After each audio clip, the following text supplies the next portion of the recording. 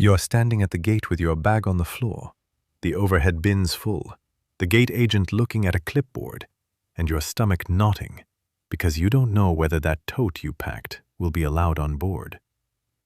You can hear jets idling outside, the gate display flickers your flight number, and someone just shoved a large, soft-sided suitcase into the sizer and sighed when it didn't fit. That sinking feeling, did I pack the wrong bag? Is it?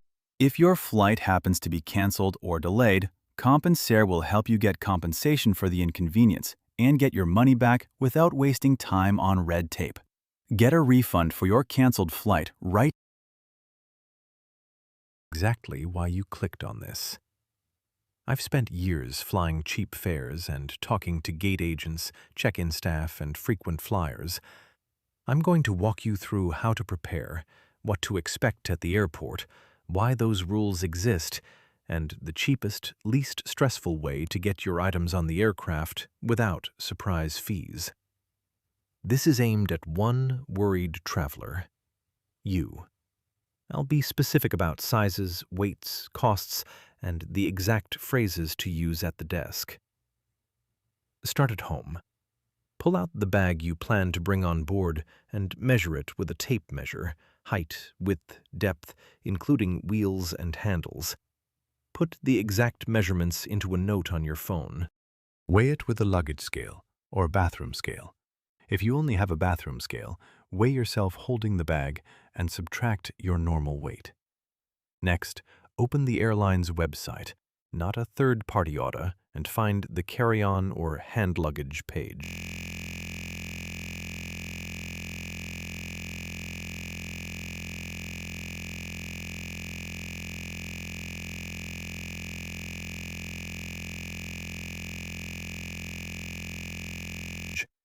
Look for two different terms, personal item and carry-on or cabin bag. Many budget carriers advertise a free carry-on, but actually mean a free small personal item only. Write down both the dimension limits and the weight limit if one exists. If the airline lists dimensions only, compare your bag's measurements to those numbers. If it lists weight only, weigh carefully. If it lists both, make sure you meet both.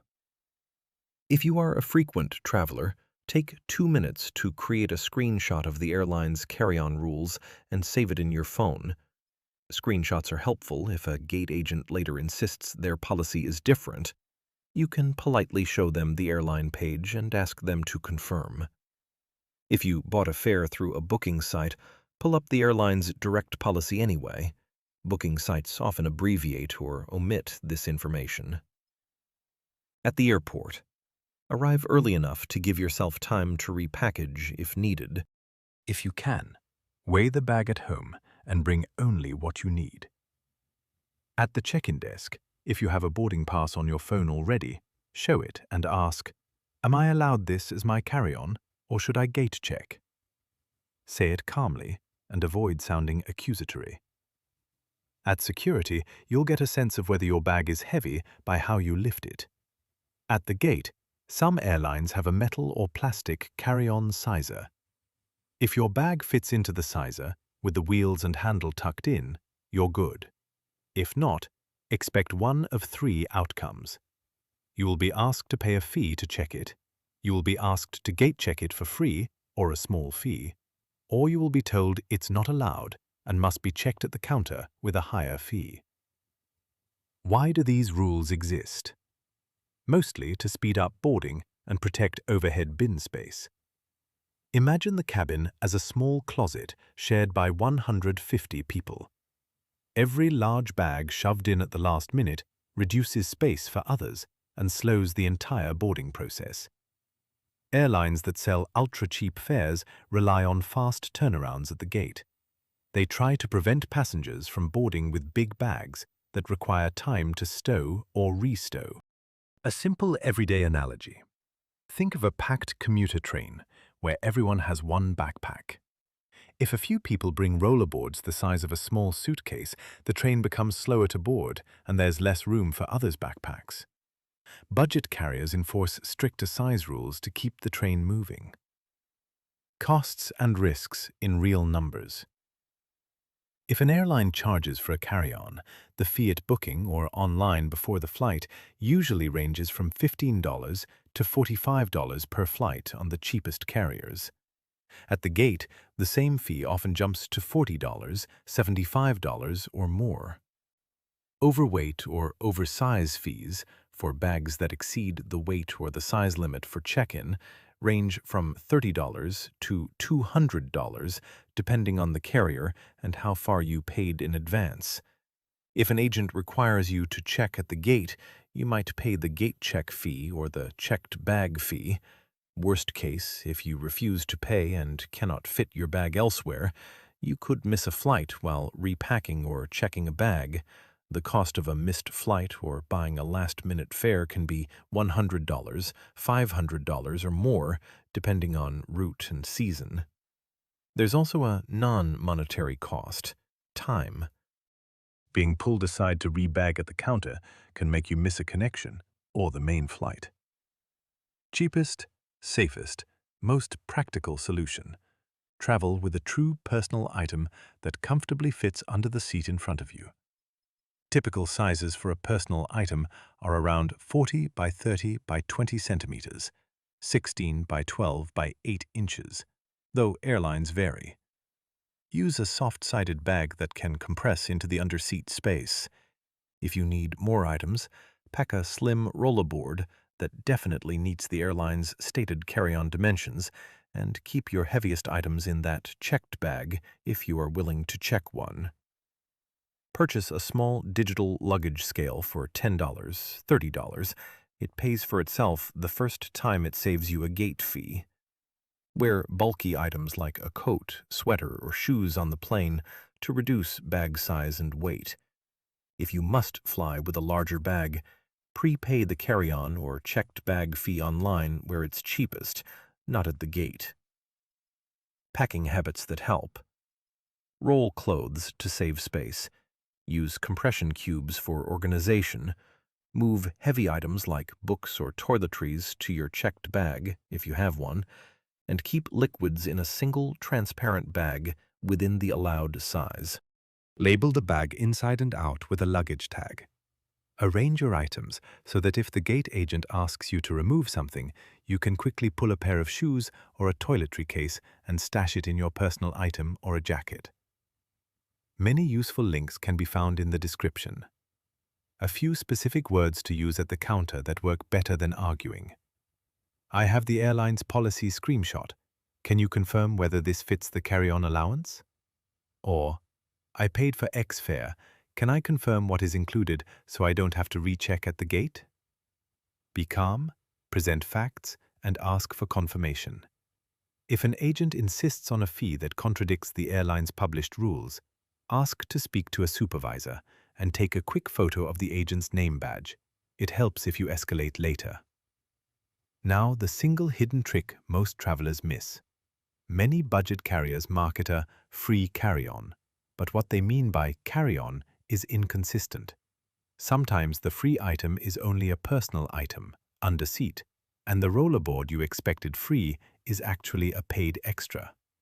Booking sites compound this by mixing fare levels and showing a vague cabin bag included icon without clarifying which size is allowed. That's a deliberate upsell. When you proceed to payment, the site will show a "You might want X" baggage option with a highlighted price.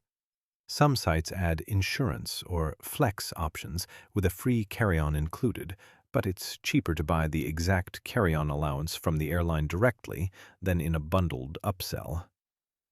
How to refuse it? At checkout, choose the plain fare, uncheck any pre-selected baggage options, and look for a small link that says Fare Inclusions or What's Included. Expand it and screenshot it.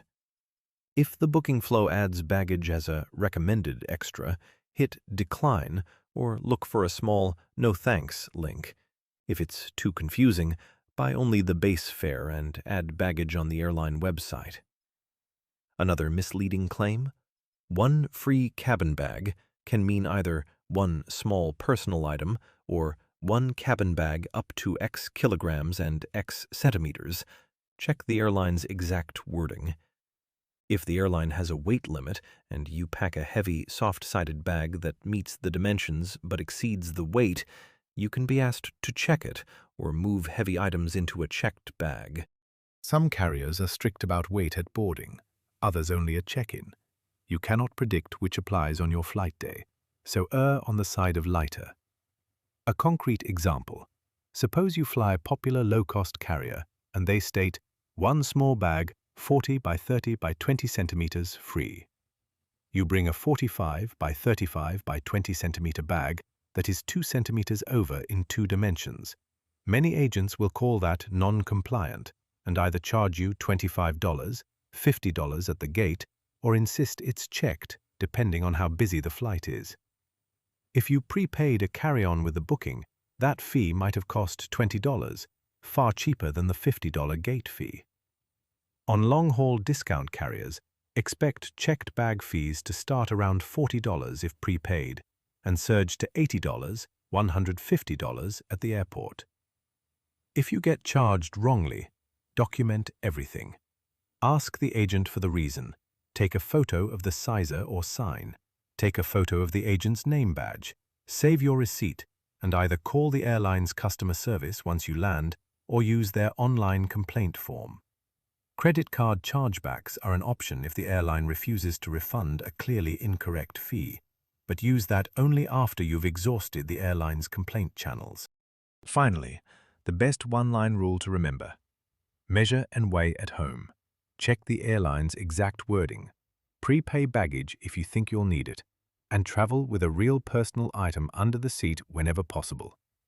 That simple habit eliminates 80% of gate surprises. If you'd like a quick checklist PDF I use for every flight, comment below and I'll pin the link. If this helped you, please like and subscribe for short practical travel fixes. Subscribe and like for more tips, and leave a question about your specific airline in the comments so I can address it in another episode.